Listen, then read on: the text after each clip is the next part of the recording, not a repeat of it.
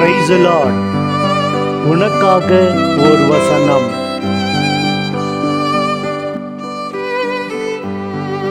திருப்பாடல்கள் 18:30. இந்த இறைவனின் வழி நிறைவானது, ஆண்டவரின் வாக்கு நம்பத்தக்கது. அவரிடம் அடைக்கலம் புகும் அனைவருக்கும் அவரே கேடயமாயிருக்கின்றார். ஆமென். சங்கீதம் 18:30. தேவனுடைய வழி உத்தமமானது, கர்த்தருடைய வசனம் உடமிடப்பட்டது. தம்மை நம்புகிற அனைவருக்கும் அவர் கேடகமாயிருக்கிறார். ஆமென்.